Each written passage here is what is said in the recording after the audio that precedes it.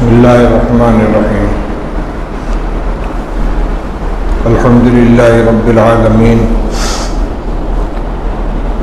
والصلاة والسلام علی سید الانبیاء والمرسلین سیدنا و نبینا و مولانا محمد وعلی آلہ واصحابہ اجمعین اما بعد فاعوذ باللہ من الشیطان الرجیم بسم اللہ الرحمن الرحیم وَإِذَا سَأَلَكَ عِبَادِي عَنِّي فَإِنِّي قَرِيبٌ أُجِيبُ دَعْوَةَ الدَّاعِ إِذَا دَعَانِ فَلْيَسْتَجِيبُوا لِي وَلْيُؤْمِنُوا بِي لَعَلَّهُمْ يَرْشُدُونَ صدق اللہ العلی العظیم۔ بزرگان محترم عزیز اور بھائی،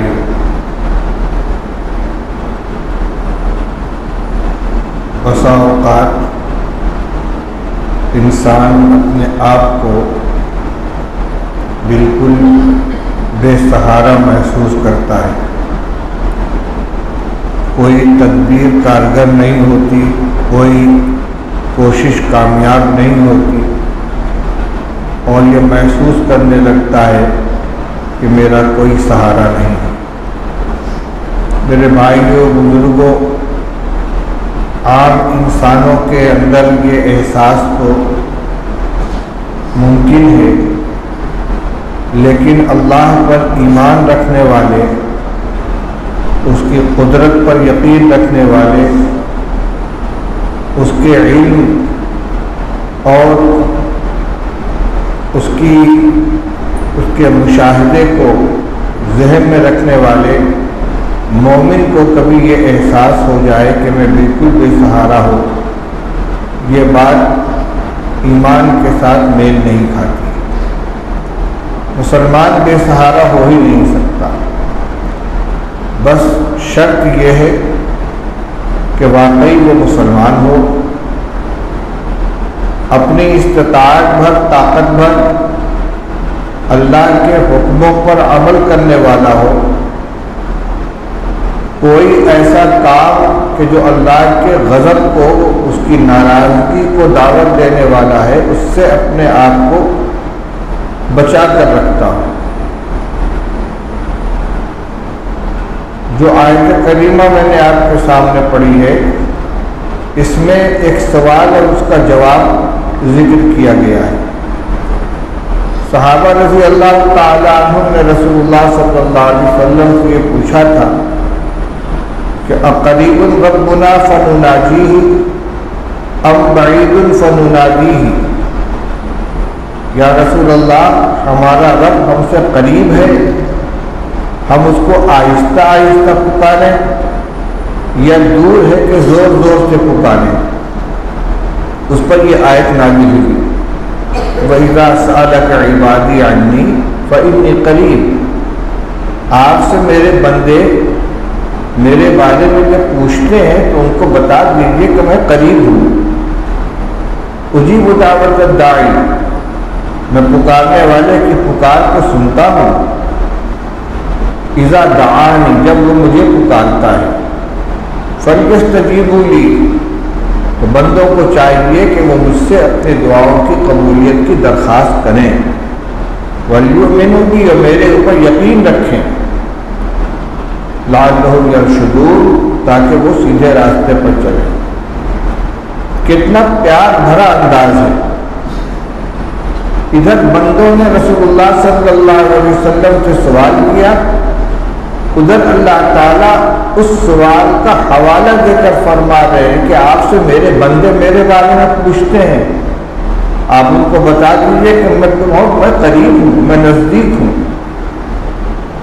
جو اللہ ہم سے قریب ہے، کتنا قریب ہے، وَنَحْنُ أَقْرَبُ إِلَيْهِ مِنْ حَبْلِ الْوَرِيدِ، شہرگ جو انسان کے گردن کی رگ ہے، جو جان کی رگ ہے، فرمایا جتنی یہ رگ انسان سے قریب ہے، اس سے زیادہ ہم بندے سے قریب ہیں۔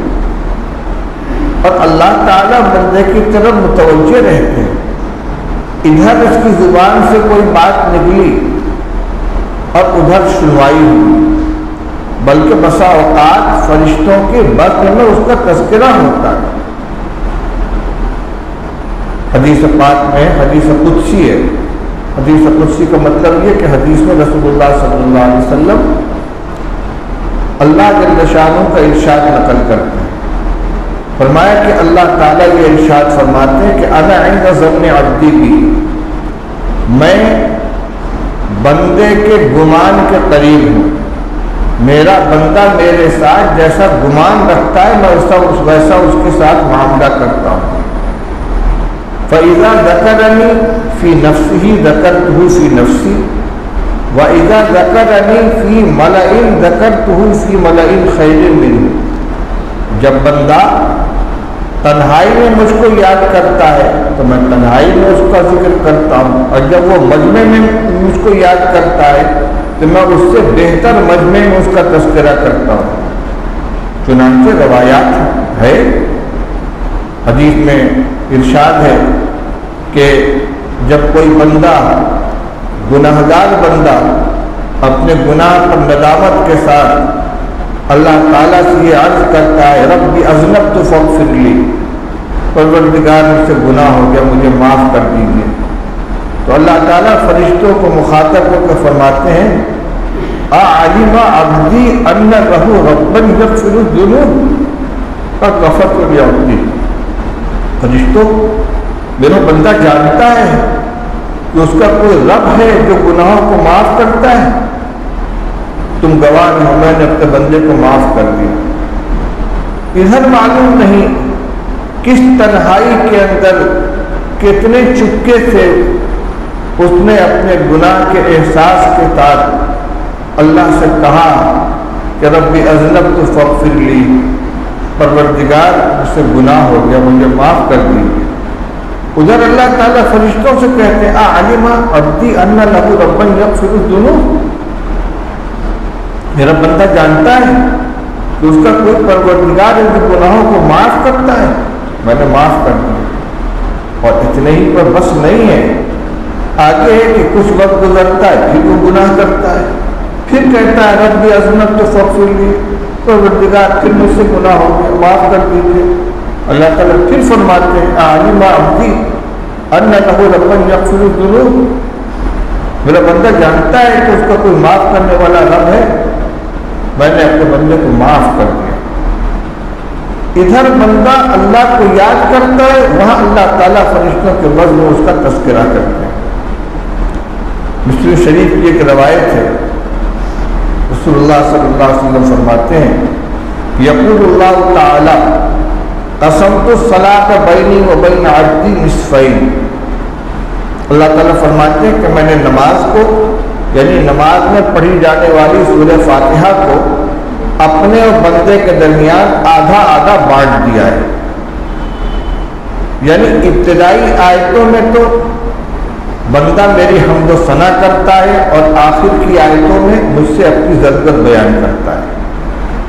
چنانچہ فرمایا فَإِذَا قَالَ الْعَبْدُ الْحَمْدُ لِلَّهِ رَبِّ الْعَالَمِينَ قَالَ اللَّهُ حَمَدَنِي عَبْدِي.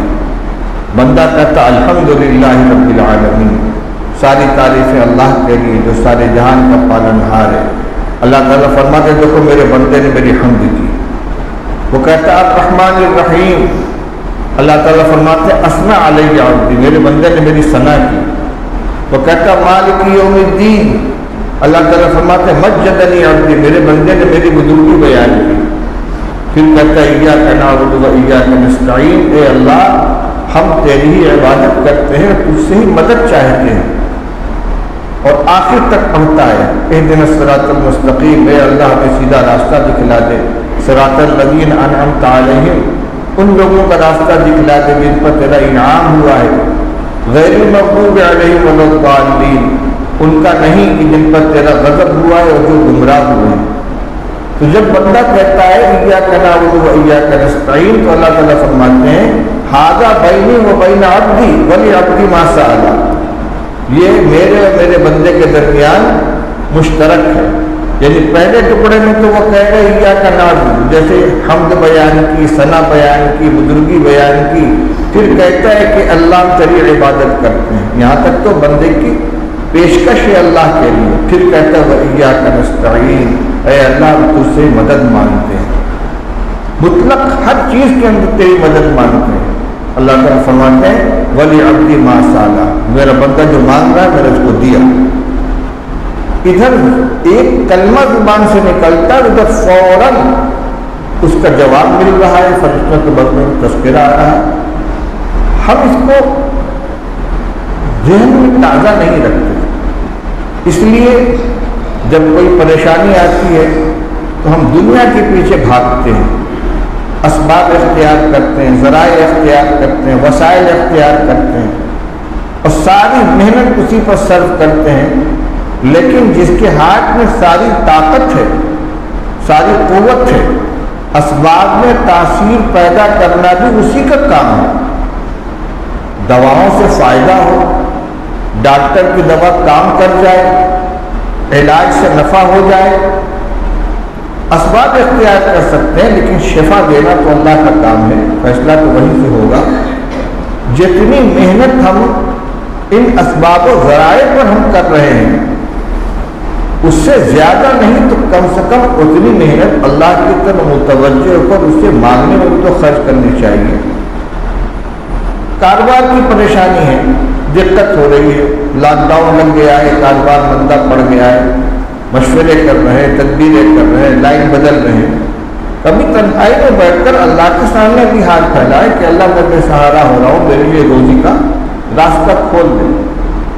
اللہ تعالیٰ تو اعلان کرتے ہیں، روزانہ آخر شب میں آسمان دنیا پر اعلان کیا جاتا ہے الا من مستغفر فاغفر لہ، ہے کوئی بندہ جو مجھ سے مغفرت چاہے میں اس کی مغفرت کروں، الا من مسترزق فارزقہ، ہے کوئی جو مجھ سے روزی مانگے میں اس کو روزی دوں، الا من مبتلا فهو عافیہ، ہے کوئی جو مصیبت میں مبتلا ہو مجھ سے عافیت مانگے میں اس کو عافیت عطا کروں، اللہ قضا اللہ قضا، ایک ایک ضرورت کا اعلان کیا جاتا ہے۔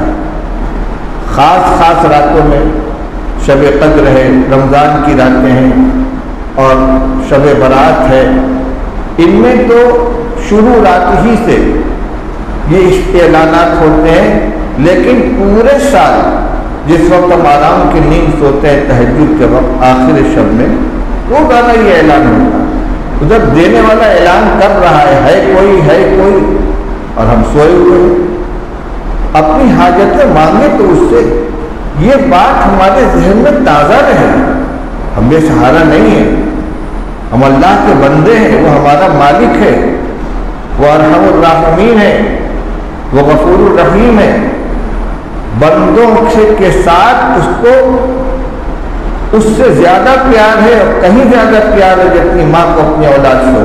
حدیث پاک میں فرمایا گیا کہ اللہ تعالیٰ نے رحم کے 100 حصے کیے، رحمت کے 100 حصے کیے، ایک حصہ اس نے پوری کائنات کے اندر بانٹ دیا، جب سے دنیا پیدا ہوئی ہے تب سے لے کر جب تک دنیا رہے گی تب تک جتنی مخلوق ہے ان سب کے درمیان رحمت کے اس ایک حصے کو، شفقت کے اس ایک حصے کو بانٹ دیا۔ فرمایا اسی رحمت کے اثر سے گھوڑی اپنے بچے کے اوپر پیر نہیں رکھتی، پیر کو اٹھا لیتی ہے، یعنی بے شعور جانور ہے گھوڑی، اس کا چھوٹا سا بچہ اگر زمین کے اوپر ہے تو کبھی غفلت میں بھی اس کا پیر اس کے اوپر نہیں پڑتا، کیونکہ وہ جانتی ہے کہ میرا بچہ اس کے دل میں اس کی محبت ہے۔ اور جو باشعور ہے انسان ہیں ان کا تو کیا کہنا، تو یہ ساری محبتوں کو اکٹھا کر دیا جائے تو یہ 1/100 ہے، اور 99 حصہ اس محبت اور رحمت کا اللہ تعالیٰ نے اپنے لیے خاص کر لیا جو بندوں کے ساتھ وہ شفقت فرماتا ہے۔ وہ شفیق آقا، وہ مالک، وہ ارحم الراحمین، اس کی طرف متوجہ نہیں ہوتے۔ حدیث میں جو دعائیں سکھلائی گئی ہیں، قدم قدم پر رسول اللہ صلی اللہ علیہ وسلم نے ہم کو جو دعائیں سکھلائی ہیں اس میں اسی بندگی کے رشتے کو مضبوط کیا گیا ہے۔ ہم نے اپنا تعلق بندگی کا بہت کمزور کر لیا ہے، ہم سمجھتے ہیں کہ مسجد میں آئے نماز پڑھنے کے لیے نیت باندھ کے کھڑے ہو گئے تو اللہ کے سامنے ہے، اور جب مسجد سے نکل گئے بس اللہ کے گھر کے باہر چلے گئے، ٹھیک ہے مسجد اللہ کا گھر ہے، مخصوص عبادت نماز با جماعت کے لیے مسجد میں آئے ہیں، لیکن اللہ سے رشتہ تو نہیں ختم ہو گیا۔ جب مسجد میں داخل ہوئے تھے تو اللہم افتح لی ابواب رحمتی کہہ کر، اے اللہ میرے لیے اپنے رحمت کے دروازے کھول دے۔ جب نکلے تو کیا کہہ کر نکلے؟ اللہم انی اسألک من فضلک، اے اللہ میں تجھ سے تیرے فضل کا سوال کرتا ہوں۔ حدیث میں یہ دعا مختلف الفاظ کے ساتھ آئی ہے، اس میں یہ بھی ہے اللہم افتح علی ابواب فضلک، اے اللہ میرے اوپر اپنے فضل کے دروازے کھول دے۔ اس فضل میں روزی بھی ہے، اس میں شفا بھی ہے، اس میں پریشانی سے نجات بھی ہے۔ اسی طرح جب سونے کے لیے بستر پر آدمی لیٹتا ہے، کبھی تصور ہوتا ہے کہ ہم اپنے کو اللہ کے حوالے کر رہے ہیں، لیکن حدیث میں سکھلایا گیا، کہو اللہ و بسمک اموت و احیا، اللہ تیری نام سے میں مرنے جا رہا ہوں اور تیرے ہی نام سے میں دوبارہ زندگی پاؤں گا۔ بسمک ربی وضعت جنبی وبک ارفعہ، اے اللہ تیرے ہی نام سے میں اپنا پہلو بستر پہ ڈال رہا ہوں اور تیرے ہی نام سے اپنا پہلو بستر سے اٹھاؤں گا۔ فَإِنْ أَمْسَكْتَ نَفْسِي فَاغْفِرْ لَهُ، اگر تو میری جان کو اپنے پاس روک لے تو اس کی مغفرت فرما دیجیے گا۔ وَإِنْ أَرْسَلْتَهَا فَاحْفَظْهَا بِمَا تَحْفَظُ بِهِ عِبَادَكَ الصَّالِحِينَ۔ وَإِنْ أَمْسَكْتَهَا فَاغْفِرْ لَهَا، اگر میری جان کو تو روک لے تو اس کی مغفرت فرما دے، اور اگر تم میری جان کو آزاد کر دے صبح پھر بیدار ہو جاؤں، فَاحْفَظْهَا بِمَا تَحْفَظُ بِهِ عِبَادَكَ الصَّالِحِينَ، تو اس کی حفاظت فرما جس طرح تو اپنے نیک بندوں کی حفاظت کرتا ہے۔ آنکھ بند ہو رہی ہے، شعور سے غافل ہو رہے، بے جان مردے کی طرح بستر کو پڑ رہے ہیں، تو اللہ کے حوالے کر کے اپنے کو ہم سو رہے ہیں، بے سہارا ہو کر نہیں۔ مسجد سے نکل رہے ہیں تو اللہ کے سہارے جا رہے ہیں، کوئی بھی ضرورت ہو، بس اس بات کو اپنے ذہن میں ہم تازہ کریں، سوچیں کہ ہم بے سہارا نہیں ہیں، ہم اللہ کے بندے ہیں۔ ہاں بندگی کا جتنا ہو سکے حق ادا کریں۔ لا یکلف اللہ نفسا الا وسعها، اللہ تعالیٰ کسی کو اس کی طاقت سے زیادہ کا مکلف نہیں بناتے۔ خود اللہ تعالیٰ فرماتے اتقوا اللہ ما استطعتم، جہاں تک ہو سکے جتنا تمہاری طاقت کے اندر ہو اتنا اللہ سے ڈرو۔ جہاں طاقت سے زیادہ کا مکلف بنا ہی نہیں گیا، جتنا حکم دیا ہے اللہ جل شانہ نے وہ ہماری طاقت کو سامنے رکھ کر حکم دیا ہے، اس کو کرنے کی کوشش کریں۔ ہمارا رشتہ اللہ سے جڑا ہوا ہو، بندگی کا رشتہ جڑا، اللہ تعالیٰ کی کسی کے ساتھ رشتہ داری نہیں ہے۔ متخذ صاحبۃ ولا ولدا، اس نے کسی کو اولاد بھی نہیں بنایا، کسی کو بیوی بھی نہیں بنایا، اس کا کوئی بیٹا ہے نہ بیٹی، لم یلد ولم یولد، نہ وہ پیدا ہوا کسی سے نہ اس نے کسی کو جنا۔ ہاں بندگی کا رشتہ سب کے ساتھ ہے اور سب بندے ہیں اللہ کے، وہاں تعلق جو ہے وہ بندگی کا ہے۔ جتنا سچا بندہ بن کر اللہ کی طرف متوجہ ہوگا اتنی اس کی حاجت پوری ہوگی۔ حدیث میں ایک واقعہ ہے، رسول اللہ صلی اللہ علیہ وسلم کہیں تشریف لے جا رہے تھے، اپنے خاص چہیتے شاگرد چچا جان بھائی عبداللہ ابن عباس رضی اللہ عنہ کو اپنے پیچھے سواری پر بیٹھا رکھا تھا۔ راستے میں آپ نے فرمایا یا غلام، بچے، ان کا لبیک یا رسول اللہ، حاضر ہوں۔ آپ نے فرمایا احفظ اللہ یحفظک، تم اللہ کا خیال رکھو اللہ تمہارا خیال رکھے گا۔ احفظ اللہ تجد تجاہک، تم اللہ کا خیال رکھو اللہ کو اپنے سامنے موجود پاؤ گے۔ تعبیر دیکھیے، تجدہ تجاہک، ایک بچہ جب اپنی ماں کو دیکھتا ہے، اپنے باپ کو دیکھتا ہے تو اس کو ڈھارس رہتی کہ میرا کوئی کچھ نہیں کر سکتا، میرا ابا سامنے ہے، میرے بھیا سامنے ہے۔ اللہ تعالیٰ فرماتے تم اللہ کا خیال رکھو، اس کی بات کو مانو، اس کے نافرمانی سے اپنے آپ کو بچاؤ، اس کو یاد رکھو۔ تجد تجاہک، تم اس کو اپنے سامنے پاؤ گے۔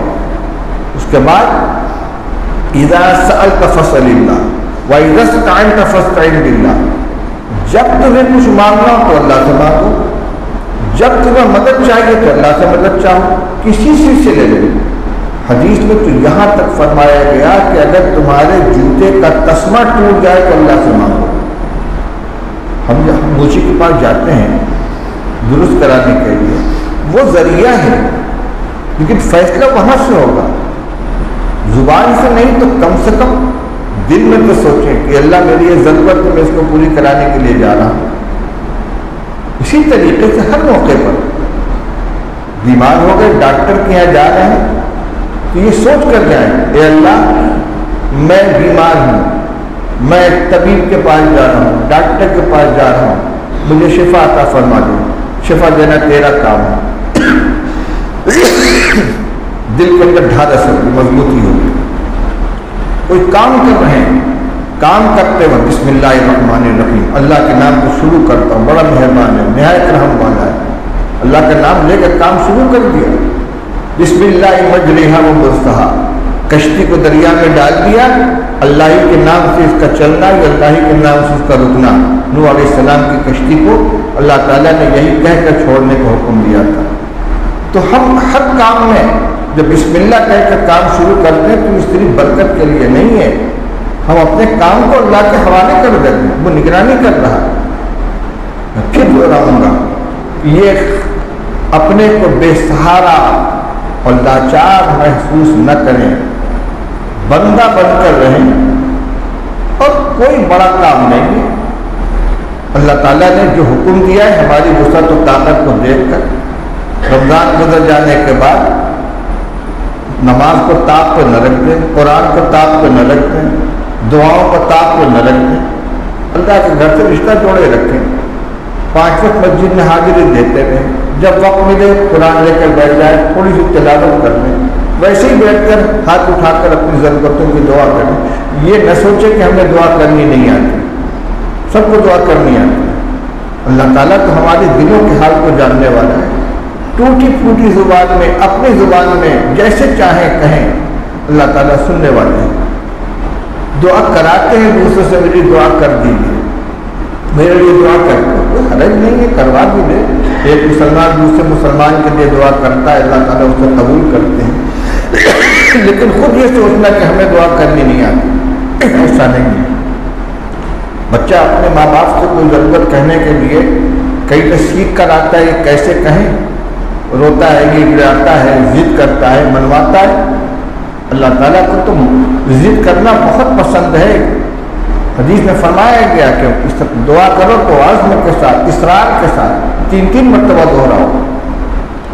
اس لیے 2 باتوں کا خیال رکھیں، ایک تو یہ کہ ہم اپنا تعلق بندگی کا اللہ کے ساتھ مضبوط رکھیں، موقع موقع پر بار بار اس کو پکاریں، اس کا نام لیں، اور دوسرے یہ کہ جب کوئی مسئلہ سامنے آئے تو اسباب اختیار کرنے کے ساتھ ساتھ دعاؤں کا بھی اہتمام کریں، مصنون دعاؤں کا اہتمام کریں، انشاءاللہ ساری پریشانیاں دور ہوں گی۔ اس وقت جو خوف اور ہراس بے چینی پھیلی ہوئی ہے، سب کے ساتھ ہم بھی پریشان ہیں، ہوگا بھائی جو اللہ چاہے گا۔ بیماری آئی ہے، اگر اس کی مرضی ہوگی مریض جائے گا، اگر اس کی مرضی ہوگی شفا عطا فرمائے گا۔ ڈر کے بیٹھے ہوئے ہیں، ایسا نہیں، تدبیریں اختیار کیجیے، احتیاط کیجیے، اس سے میں منع نہیں کر رہا ہوں، لیکن خوف اور ہراس یہ نہیں ہونا چاہیے۔ اللہ کے اوپر بھروسہ کر کے اپنا معاملہ اس کے حوالے کر دینا چاہیے۔ اللہ تعالیٰ توفیق عطا فرمائے۔ وآخر دعوانا الحمدللہ۔